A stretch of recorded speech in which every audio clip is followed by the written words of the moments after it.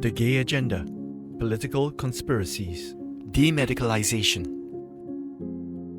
Previously, in 1989, two Harvard graduates, both gay men, published a book after the ball, Political Conspiracies. There are two different avenues to gay liberation: education, i.e. propaganda, and politics.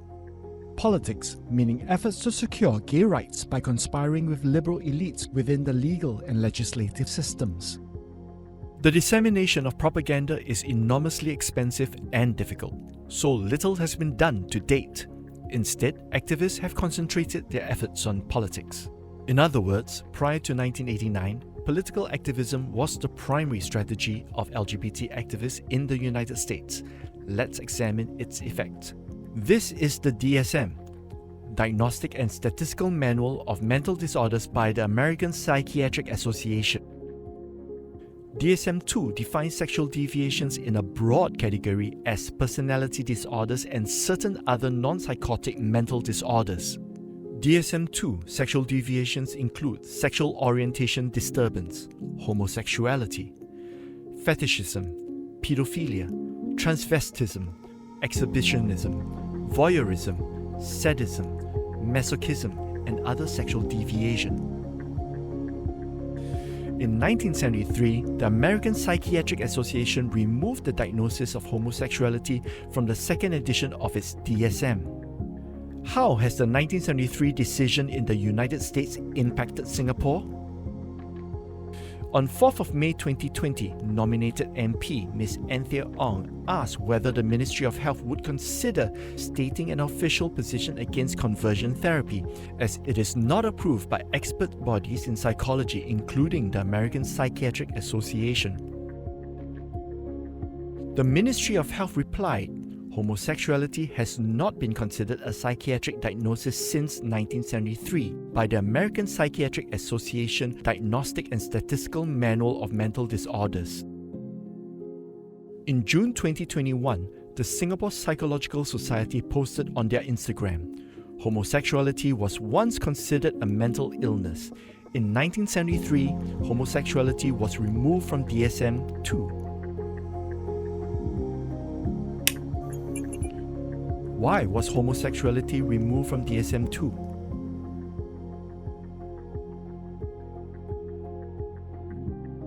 Meet gay activists Franklin Kameny and Barbara Gittings. Gittings and Kameny waged a multi-year campaign for the declassification of homosexuality as a mental disorder. Let's look at the sequence of events that led to the declassification of homosexuality as a mental disorder. In 1970, the Gay Liberation Front and Gay Activist Alliance demonstrated at the annual meeting of the American Psychiatric Association. A group came storming in, dressed rather fantastically with feathers in their hats, so they were going to attend some costume ball, making noise, and broke up the meeting. They broke it up. According to one of the protesters, we were not polite. We were not quiet. We were not asking for favors. We were just trying to delegitimize their authority. A psychiatrist, John Fryer, recalled, I, frankly, at the beginning, remember the sense that I was embarrassed by it and that I wished they'd shut up. The next year, 1971, Gittings, Kameny, and fellow agitators stormed the meeting and Kameny seized the microphone demanding to be heard.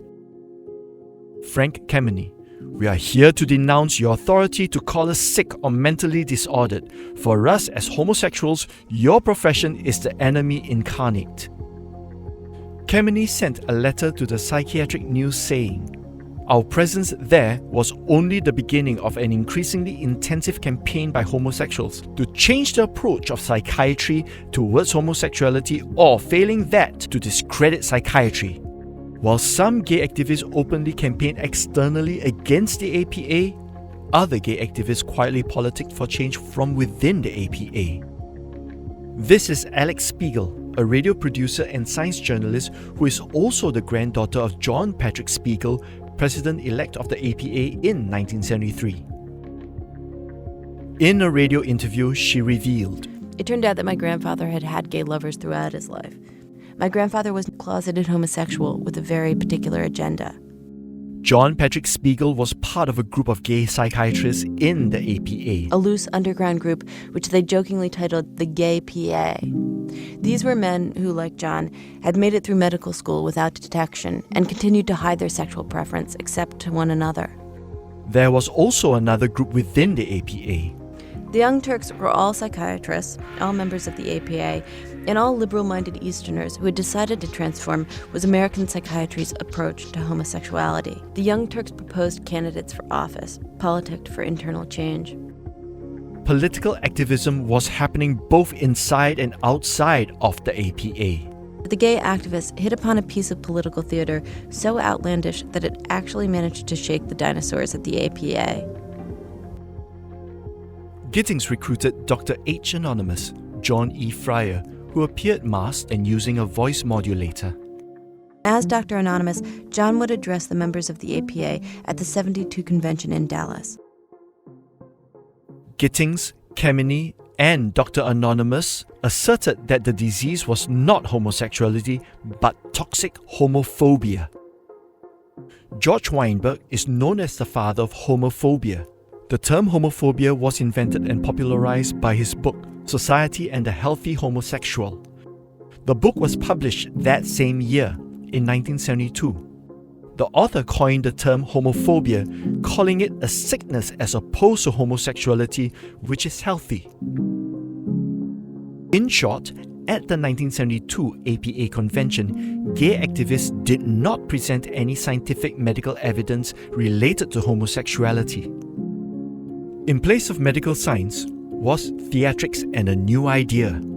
Homophobia, not homosexuality, is the mental disorder. Moving from 1972 to 1973, what was the turning point that led to the removal of homosexuality from DSM-II in 1973? Ronald Gold, a founding member of the National Gay Task Force, recounted what happened at a gay bar in 1973 that changed history.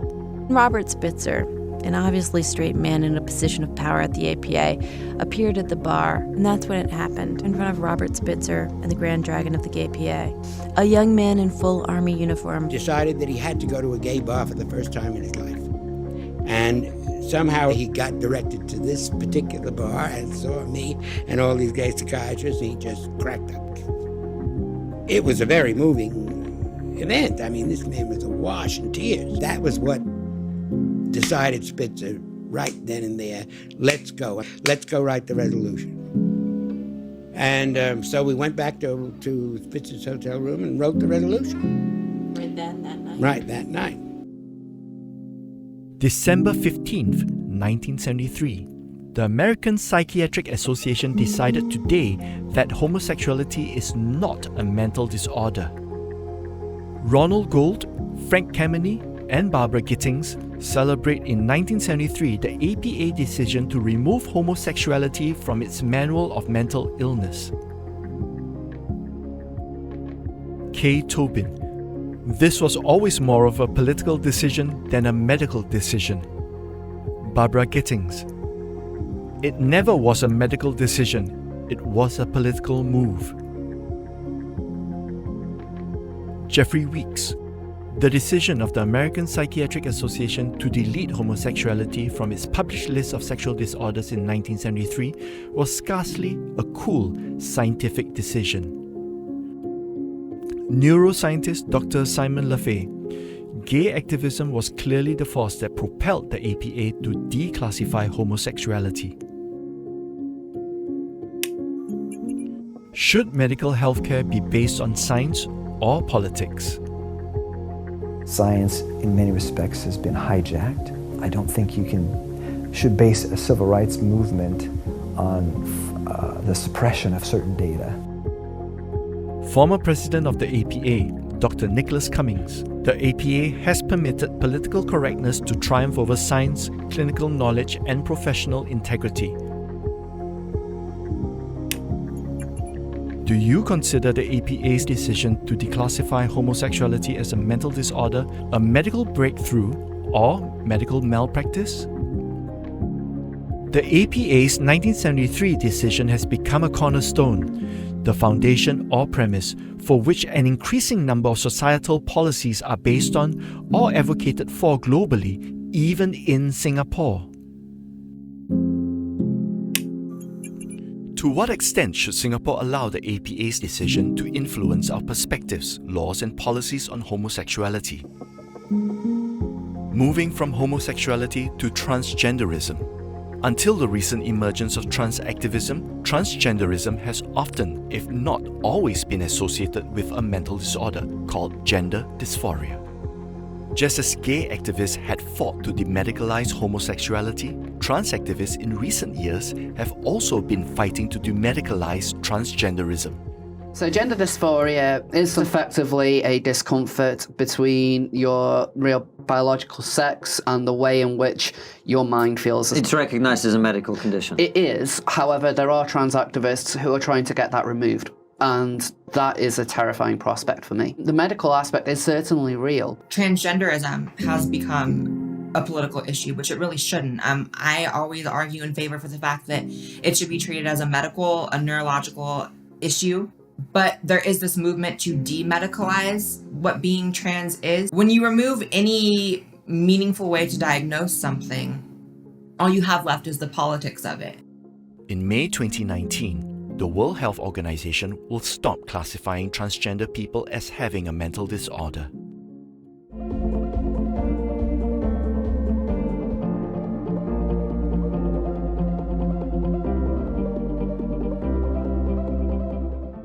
Elite conspiracies blow apart unless fortified by a significant shift in public attitudes. Our political success could be greatly advanced by a media campaign conducted prior to or simultaneously with political initiatives. Have you seen the ads and slogans? Look, trans people are this. Trans is beautiful. I hate that so much. Trans is beautiful. It's becoming more prominent. I mean, it's catching on because it's the hot topic. It's all over the media, social media in particular. It's in the entertainment industry. And now, of course, it's made its way into education.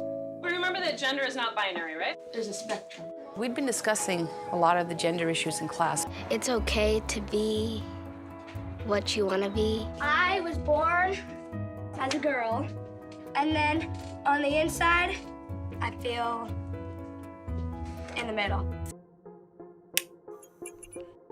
How has demedicalizing transgenderism impacted trans people and society? I'm a true scum, by the way. I was going to ask you, what's true scum? What is that? I make up these words. A true scum is a person like myself who's a transsexual person who believes in the medical gender dysphoric transition. And these people are saying that what I am is wrong. Hi there, my name's Vera. I'm trans. I don't have dysphoria. I'm sorry, but when you get rid of the medical criteria, then you're expanding what trans is, and you have kids being diagnosed as trans, going and having life-altering surgeries and going on hormone replacement therapy. LGBT activist and trans woman Rachel Levine, the current US Assistant Secretary of Health, promotes gender transitioning for children. The first phase at the young adolescent age is to give what are called a pubertal blocker, to give a medicine to block the progression of puberty, so you don't go through the wrong puberty.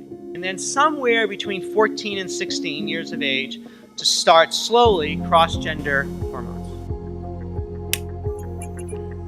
Wrong puberty? Is this claim based on science? What are your views on children undergoing gender transition? Scott Nugent, a trans man and founder of Trans-Rational Educational Voices. Is that medical transitioning has huge medical complications. We have kids right now at 22 going, I cut my dating pool, down by 90%. I have early onset osteoporosis. I've got heart issues. My mental health is terrible. I've shortened my life by 12 years. I can't have children. I was a straight girl. Now I have to live my life as a gay man, looking like a gay man, when I really didn't have to. That was from a suicide letter that I got, that this trans woman wrote to his parents and said, why did you let me do this? I was just a kid. Blair White, a trans woman, tweeted, "If you believe children shouldn't be able to drive, drink alcohol or get a tattoo, but should be able to chemically castrate themselves and transition, you're either a monster or a moron." Do you hear me? Yeah. These children are in danger. They're being misled in a way that says, you're trans, that's okay, nobody can question you, not even your parents. Do you know that? Not even your parents can question you. Kids as young as 4 can now change gender in Scottish schools without parental consent. Transgender students should use whatever bathroom or locker room they prefer. Gender-neutral uniforms and inclusion of transgender characters in lessons and reading materials are being developed. She was being socially transitioned by the school without my knowledge. I know now that this therapist had been calling my child a boy and using their, made-up name. Should we be concerned about LGBT politics in Singapore? In February 2021, the Workers' Party raised questions about gender-based discrimination in schools in Parliament. James Lim asked whether there are any plans by the ministry to systematically compile preferred gender pronouns for students and to ensure that teachers respect such pronoun usage in class. You recall that just 2 years prior in 2019, WP's chief Pritam Singh said that WP will not participate in the culture war over LGBT issues because this is prejudicial to the common good of Singapore. Is the Workers' Party shifting their position regarding LGBT issues? In view of how far the fence is being pushed in other countries through politics, what is best for Singapore? For the past 11 months, Canadian father Robert Hoogland's now 15-year-old daughter has been receiving testosterone injections by court order. This will not change her DNA. She will not become a boy. She's going to forever have a lower voice. She'll forever have to shave because of facial hair. She won't be able to have children. She won't have a family. And I kept saying, no, this is not going to happen. I'm not consenting. The highest court in British Columbia declared that Rob's daughter should continue taking testosterone. It also placed a conduct order on Rob, demanding that he continue to acknowledge and refer to his daughter as male and employ male pronouns. The father was charged for speaking publicly on this. We're here in front of the BC law courts to find out what is going to happen to the BC father who spoke out against publication bans about his story about his child who was medically transitioned without his consent. And the verdict is in. Justice Taman felt that an appropriate sentence for this father was to go to prison between 6 to 9 months. And yes, that's right, prison. Political conspiracies. Efforts to secure gay rights by conspiring with liberal elites. Forge a little entente or conspiracy with the power elite to jump ahead of public sentiment or ignore it altogether. Demonstrate both our electoral muscle and savvy backroom politicking. Political conspiracies. Is this ethical? What is its impact on LGBT persons, healthcare professionals, and society? In the next episode, we will review signs cited by LGBT activists in support of the APA's 1973 decision and the LGBT movement. Follow us on